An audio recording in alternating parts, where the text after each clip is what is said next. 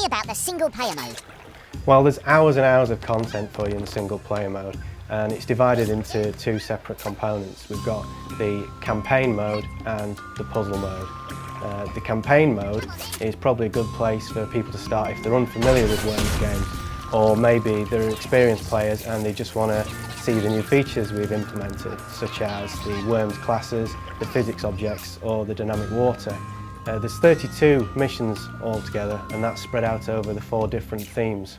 We'll start you off gently. There's the training missions to get you going, and then by the end of it, we've really upped the ante, and if you're not an experienced Worms player, by the time you get to mission 32, then you never will be.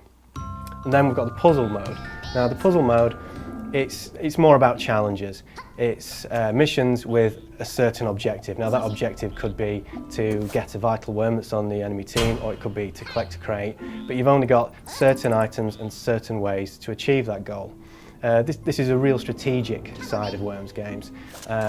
It's going to be a head scratcher, and I think it's really going to excite people when they finally get to finish one of the puzzles. There's 20 of those in total, so there's plenty there to keep people going. Let's get down to the nitty-gritty. How can I beat my friends? Well, there's a couple of ways you can play against your friends with Worms Revolution. There's local play and online play. Local play, it's the social side of Worms really. That's where you get 3 of your mates round to your house, all 4 of you sit on the sofa, and you can either grab 4 pads or you can get 1 pad and pass it round, and you can enjoy the banter and the fun that goes with playing Worms with people in the room with you. And there's nothing better in local play than seeing the expression on your mates' faces as you drop their last worm into the water. And then you've also got the online mode. In online mode, you can set up a lobby yourself and you can tailor it to whatever settings you like, and then you can invite people, or you can wait for it to fill up, and you can basically take on the best players in the world really. This is where you're going to have to have improved your skills, because there's some great Worms players out there. Or if you don't really want to mess about setting up a lobby yourself, you can always join one of the lobbies that will be out there, do a search, dive in, and once again see how good you really are when you're up against the best players in the world. So you can play it at home, you can play it online, but either way you can have a great game. What modes are available to play? Well, we've got 3 modes that you can choose from to play. We've got the deathmatch mode, the forts mode, and the classic mode. Deathmatch mode is probably the bread and butter mode really in Worms Revolution. It's the one that most people will be familiar with, and maybe the mode that people will play first.